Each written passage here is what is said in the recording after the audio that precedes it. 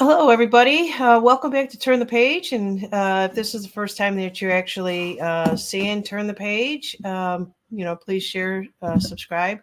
And also, too, if you're a returning subscriber and you are looking for a particular type of a reading, all you have to do is go to turnthepage.social and click on this little, I think it's scheduled now. It'll actually open up your email address. It'll send me an email directly to me and open up your address book. And so that's how you can reach me in the near future. So I'm actually doing a 45-minute reading, which is normally about 30 minutes. And I've got a special on it. And if you're interested in understanding Akashic records, when you create a record, if it is a karma, those type of things, are you working through something, this life, the past life, or, what is it that you have questions on, and both of us together with a beautiful prayer will delve into your energy, and anyone that is coming in, your masters, teachers, your loved ones will help us with the information. And that's how it is actually done. So thank you so much. And so also too with that, I am doing all these type of readings on Mondays at 3 o'clock. Just the Akashic Tarot cards, or tarot cards, however you want to pronounce it, but they're not your typical type of a deck of cards. They're symbolically signified for the Akashics, which basically shows me scrolls, shows me roses, which is the love, which I've always seen in my mind's eye anyways. And it helps me with more of a visual to relate back to you. So if you're looking for this type of reading, please contact me.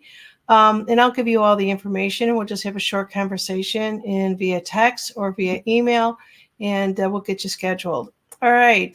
So with that said, I want to kind of move on to a couple of other things that I've been on my show. I've been talking a lot about various types of healing modalities, and I just want to kind of share a few of these with you.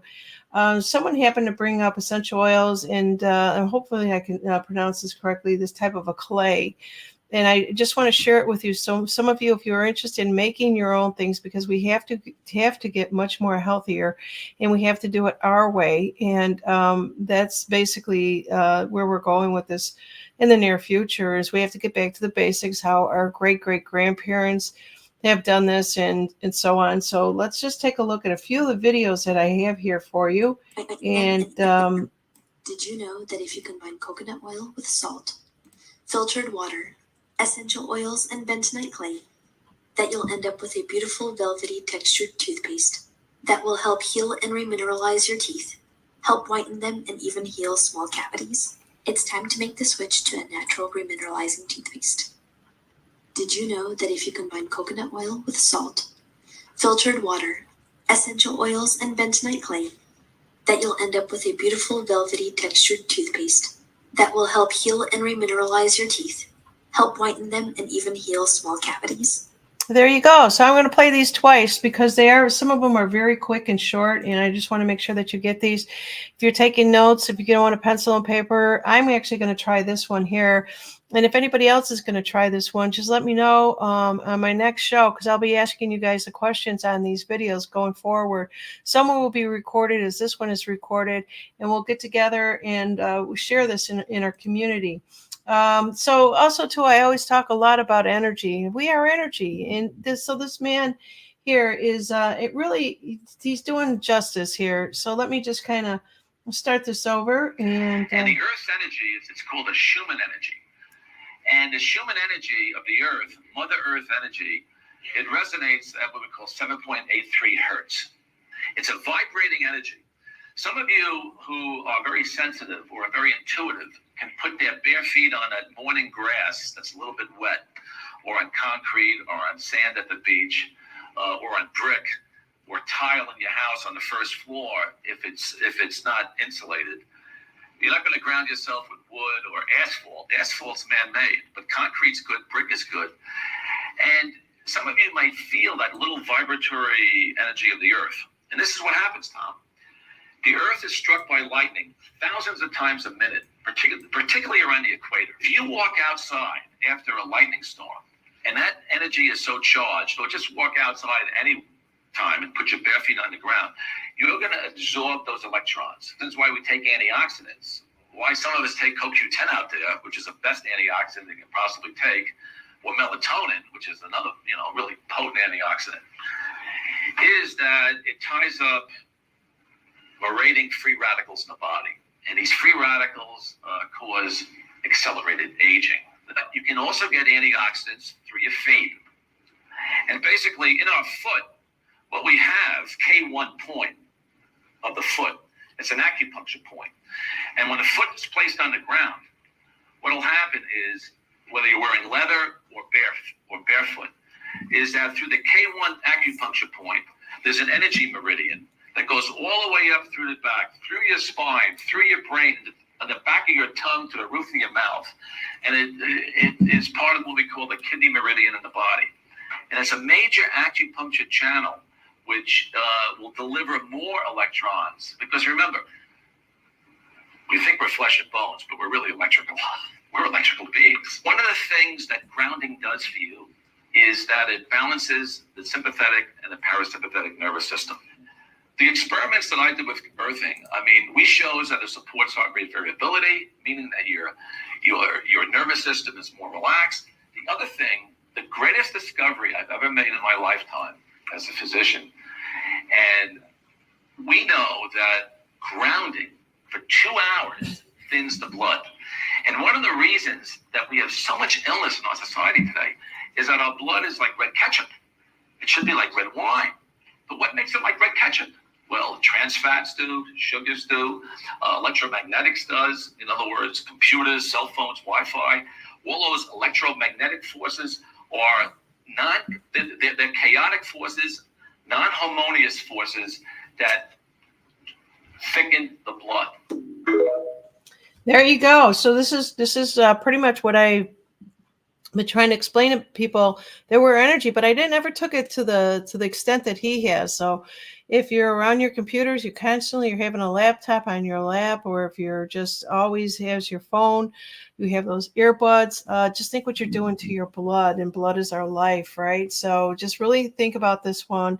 Go back and rewatch it again if you need to, because it is real important that we weren't told this. We were never told this. We were just told, here, try this game. Here, try this. This is good for you. And we were never educated in the healthy way. Heal thyself is what we're doing here today. All right, let's just take a look. What's maybe in your backyard here? Let me start this over. These things jump. Let's see what wild herbs are growing in my yard right now. Of course, dandelion. Just one of an herbalist's must-haves. It's great for stimulating digestion. It's detoxifying. It can help with a congested liver or gallbladder, and it's a natural diuretic. And here's chickweed. Chickweed is a cooling mimosan herb, so she's great for hot inflamed tissues, and she's also nutrient dense, so eat it up straight from the ground or throw some in some salad. Chickweed also supports the movement and elimination of toxins through many organ systems in the body. And this is hembe. It's not worked with too much in herbalism, but it is anti-inflammatory and can help ease anxiousness and stress and may soothe joint discomfort. It is rich in nutrients, so you can throw it in a smoothie or some soups, but not too much because it is a natural laxative. And here's shepherd's purse. I always love seeing this lady pop up. Shepherd's purse is astringent, so she's helpful in cases of diarrhea, bleeding wounds, nosebleeds, and also reducing excess menstrual flow. Okay, and there you guys go. What is in your garden, right? It's not what's in your wallet. What's in your garden? All right, so let's just see what else that I have here for you guys. Like I said, I'm just going to be playing a lot of short videos here, and as you can see, I'm getting a lot of my information off of X. And this one here is, if you want to follow this particular person, if you are an X person, Ice Kate. Ice Kate is this. So she basically goes through and sweet wormwood. And so I'm going to read a few of these things here because this is not a video, but I love the education behind this here. So let's see what I have here. Oh, okay. Yeah. So sweet wormwood is, I put those in my smoothies. It indicates and recognizes for potential to promote gut health. attributes to anti-inflammatory and beneficial properties for the digestive wellness. I have always had digestive issues, and a lot of it was contributed from junk food, and I know that for a fact. A lot of it also too, being anxious and nerves. In the last video, she talked about that she called it the plant was a lady. I can't remember the name of it, but we can go back and play it over again. And then let's see here, we have clove. I put clove in a tea that I make, and it celebrated for the potent antimicrobial, I think that's how you say it, and anti-inflammatory properties. So much of this is anti-inflammatory, and I'm learning this, because of all the toxins that I have in my knee, and I know that's what's going on, and I make my teas with the clove, and it also will support your health and balance your gut environment and soothing digestive discomfort. We all know about cinnamon. Cinnamon, let me in. And so it's, again, another antimicrobial inflammatory properties, supports gut health and assisting in digestive balances.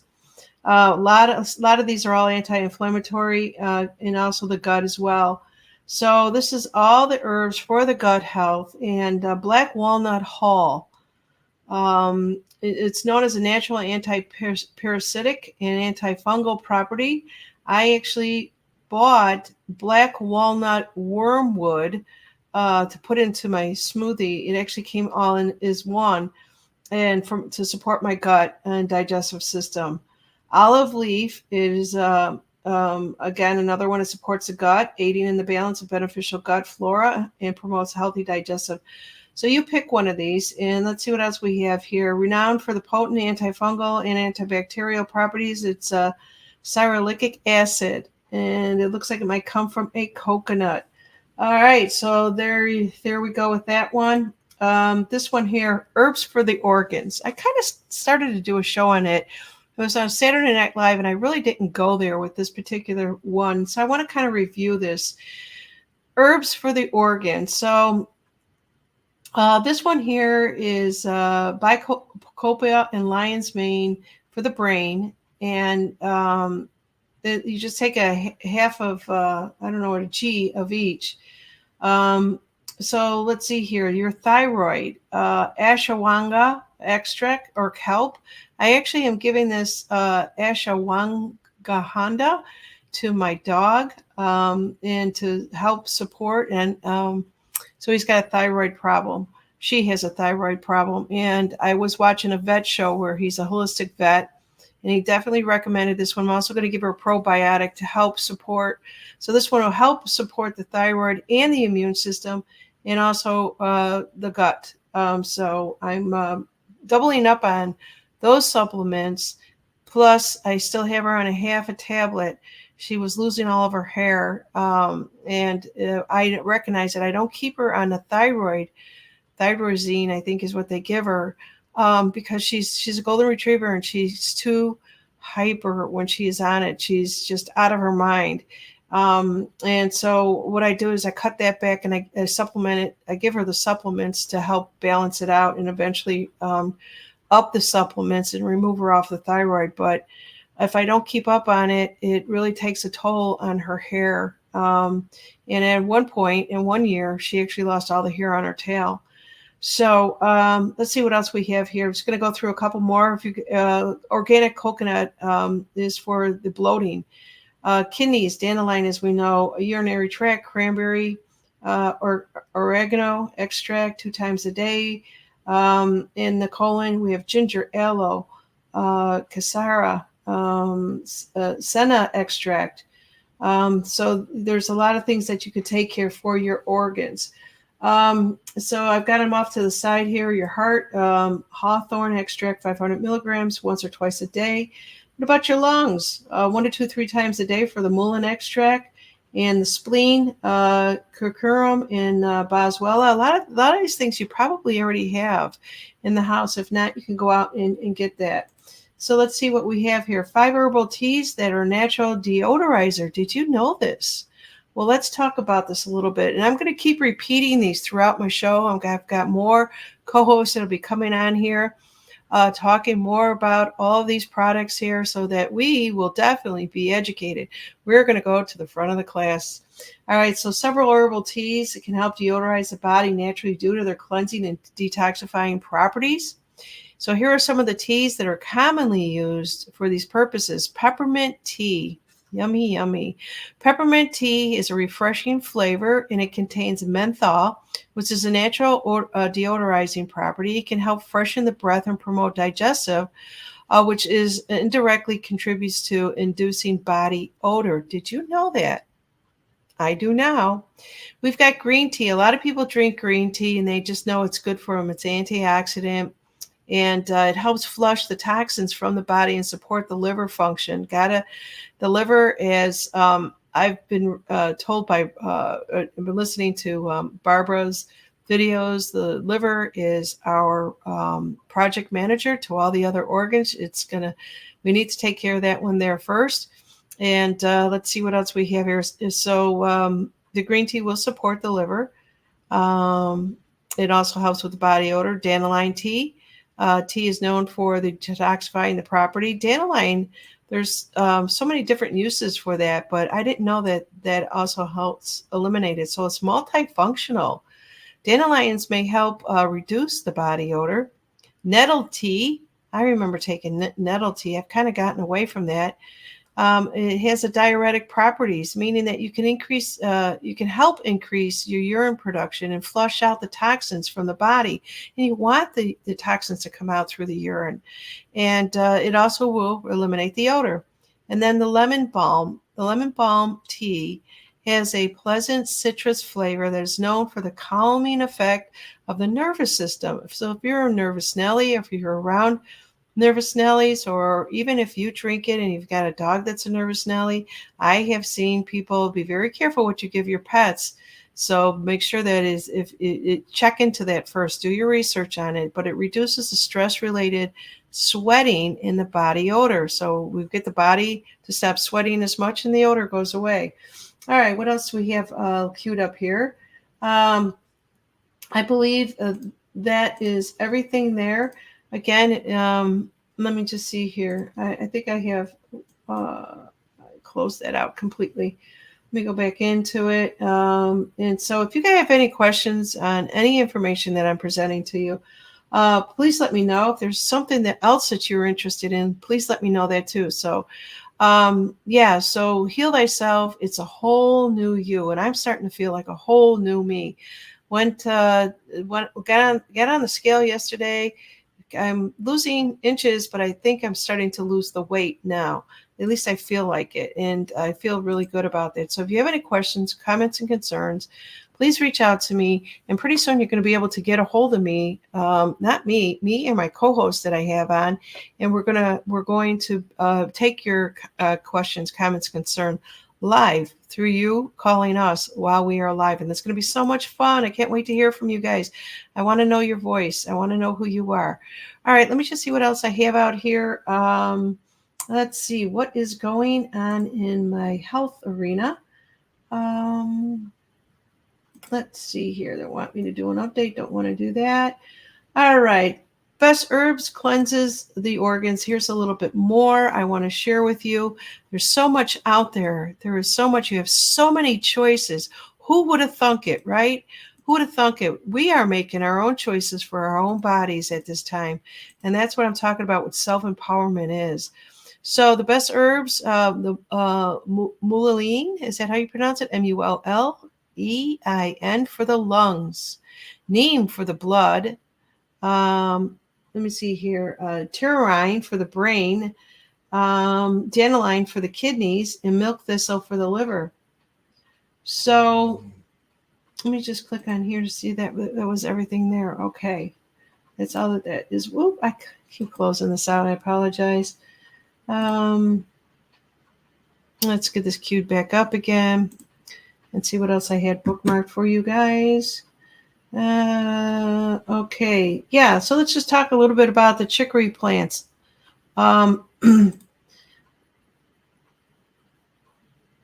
Okay. So here we go. Beautiful picture. Isn't it colorful? It just looks Everything looks so yummy. It really does. So healing powers in your backyard, the top 10 medicinal herbs that grow in your home. And like I said, you guys can take notes on this or you can stop it and play it over. But chicory is a plant also known as Chichorium itibus, and that's Intybus. It's an herb that's been used for centuries to treat and range ailments. I have a hard time saying that one, including pain. I did not know that. So it contains a compound that acts as a natural painkiller and anti-inflammatory agent. Growing chicory in your backyard is easy and can provide a readily available source of medicinal plants. So if you are starting to seed, or if you're, go out into I don't know, any place and you want to purchase these, let me know how it's going for you. And we're going to have some people on here real soon. I think it's a week from today. No, I think, let's see here. We're at the end of the month. So, about a week from today, we'll have somebody on here explaining how to make these. And that's what I can't wait to get into. All right. So growing chicory in your backyard is easy. You can provide a source of medicinal plant, yarrow. I'm losing my voice. I'm actually drinking water and lemons.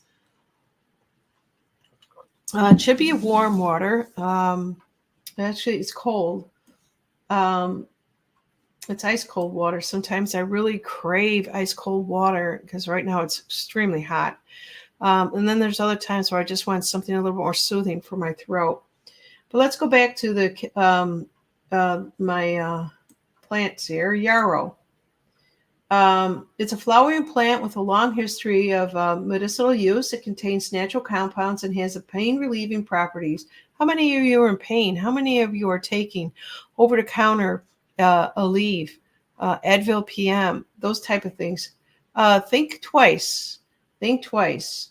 So relieving the properties can be used in a variety of things such as headaches, menstrual cramps. Growing yarrow is simple and can provide a source of a valuable plant. California poppy. So the California poppy is also known as, I'm going to screw this one up, as Esoscarosa californica. I don't know if I'm saying this right. It's a natural sedative that can help you relax and sleep better. Are you taking those nighttime over-the-counter sleep aids? Please look into this. So California poppy, it promotes relaxation, making it safe and effective alternative to sleeping pills. Growing California poppy in your backyard can provide you with a natural sleep aid. Who would have thunk it? You just walk out in your backyard. But we'll get into how we're actually going to become alchemists with all of this. Chamomile, which we all know is a tea, but we can use. It's been used for centuries, and it ranges in so many different areas. It contains a natural compound, antibacterial properties, making an effective remedy for infections. Growing chamomile in your backyard can provide you with a natural source. There you go. Evening primrose is another one. I'm not going to read all of these through here, but it contains an essential fatty acid that soothes and moisturizes the skin, while its flowers contain a compound that will alleviate the nerve pain and inflammation. Hey, I need evening primrose on my knee. All right, lavender. Lavender is a fragrant herb that's anti-inflammatory properties. I love the smell of lavender. Actually, if one of these things, and it's real interesting. I had my sister when she was alive, could not stand the smell of lavender, and I couldn't understand it. And I'm thinking she really needed it. She really probably needed to be around it a little bit more to appreciate it. But it's such a beautiful smelling herb. Let's see what else we have. You can grow it in your backyard, and it's anti-inflammatory. Let's see what else I'm going to go. Oh, there's feverfew, FEW. It's a natural remedy for fevers and migraines. How many of you are going to doctors for migraines? It's safe and effective alternative to an aspirin. There you go. All right, you can grow it in your backyard very easily. I love these. I love this type of information. I hope that you're enjoying it also. Let's see what else we have out here. I know the best alkaline parasite killer. Now this is important. Let me remove my email address because I think you guys know how to get a hold of me by now. There we go. Boom, boom, boom. All right. So papaya seeds is the best parasite killer. And people have talked about parasites and how to get rid of them, how to take them. You go on Amazon, you look things up. It just says consult your doctor or your nutritionist or stuff like that. And then we're going to have somebody on here helping you real soon. So a thermominic and anti-obibic, omibic activities. Don't laugh at me, you guys.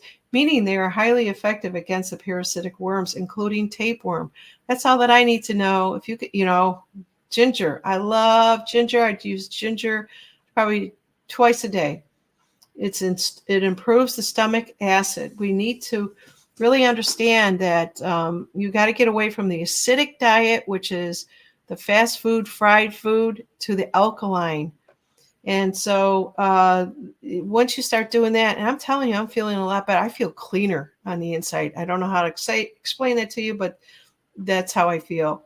The stomach acid production, it helps indirectly help destroy the parasites and protect the gut from any sort of internal damage. Protect the gut lining. Cloves, we talked about this a little bit earlier. With the black walnut hulls is for killing microscopic parasites in larva eggs. They're in you. Oh, yes, they are. Oh. All right, so thyme is a natural antibacterial. It's considered effective stimulating the thymus glands and enhancing the defensive system of the body, of the human body. Cucumber seeds. How many of you guys eat cucumber on a daily basis and throw out the seed? It's also known for removing tapeworms. It's within a digestive tract for effective results. Just always eat those seeds on an empty stomach or grind them in fine powder and use them in a smoothie. I love my smoothies. All right, so black walnut hull that we kind of talk about. It's a powerful source for killing all sorts of parasitics found in the human body. And, we do get them. We get them through the foods. You go and, it's on salads or what have you. Let's see here. Okay. So if you are not the one meal smoothie or substance to have today or tomorrow, you are the 7 day a week, 4 weeks a month, 365 day of constant growth or decay. Wow, she's hitting me right between the eyes. Okay, so when your body is clogging up, electrical signals from the external environment to your internal processing is delayed. So not remembered, not functioning optimal. This is the mind suffering and reacts to contamination, which eventually turns into physical disease like Alzheimer's. I've heard so many different explanations, but to me, this one lines up with me really well. Let me know your thoughts in the comments, please. What do you guys think? Detoxification is prevention. It's healing. It's building. It's self-organizing. It's cell organizing. And remember that. You got to rebuild those cells. You got to be able to, your cells have to be able to absorb all the nutrients that you're taking for your body. And when your cells are dying, you're dying. All right, so it'll basically cleanse the bodies and organizes the organs, intelligence, bringing it more clarity to the mind, strengthen the body, balance the heart and the soul. And because of your inner world isn't clogged or congested with heavy metals, pollutant, toxins, mucus, and parasites. How about that? What are you really thinking about that, you guys? Okay. So that was part of the herbs for the organs. And so I just happened to catch that off to the side there and thought I need to include that. But so really consider moving from an acidic, because you got to have the alkaline in the stomach. And there's so many of these parasite killers out there that are natural. You can do it yourself. We'll have, again, I'm so excited. I really want to announce who I'm going to have on here real soon. I'm still getting organized with my schedule to bring you guys more from Turn the Page. Let's see what else I have. One other thing I do believe. I did all of these here. I want to talk to you a little bit. Let's just watch a I'll watch a little ditty here. Let me just stop this here. Just a little fun little thing. As you know, oops, I'm on the wrong screen. Here we go.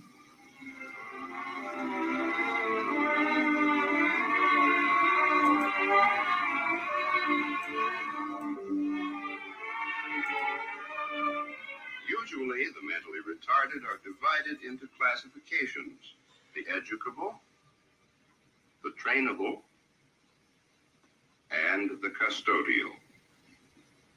Obviously, we can only assess the abilities or potential of the mentally retarded on an individual basis. Seemingly random motions and movements are fairly common among the custodial retarded, and they may take many forms. Sometimes there are motions which seem to have no meaning whatever and may even cause unintentional self-inflicted injuries. The vast majority of the mentally retarded are intelligent enough that they can be taught a great many things. However, there's a wide range of ability even among those considered educable. And their ability to learn obviously varies according to their level of intelligence. Equally important is a stimulating environment. However, we must remember to set realistic standards that are not too high for the individual. Many of the trainable retarded can learn to take certain kinds of household responsibilities, some of which may be more complex than they are usually given credit for. It would be wrong to expect a mentally retarded person to become a master craftsman. The standards are too high. But even in the skilled trades, for example, the mentally retarded can be trained to become valuable assistants. Who are the mentally retarded? They are people. They come in both sexes and in all sizes, shapes, creeds, and colors. Wherever people live, there also live the mentally retarded.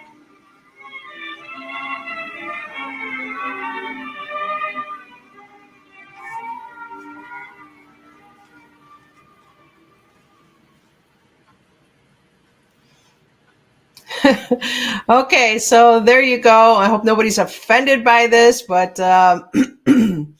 this is we're not politically correct here in anything. So in any case, I hope you enjoyed the show today. And I'm looking to bring you more information about this. And obviously, I'm going to come back and be live with you because I love being live with my community. I'm going to have more guests, and it's all geared to a solution. We were told in something back in the day, which is no longer part of us today. Moving forward, we're going to now take back our own self-empowerment. It starts with our body and our health and our mind and our spirit and our soul in you. Please come back and join me. I'm Janine Steffens, your host, and I'm looking forward to seeing more of you in the near future. Tell your friends, please share this and get this out there, because now we're talking a language that I think everybody understands, and it's all about health. Heal thyself. Thank you. And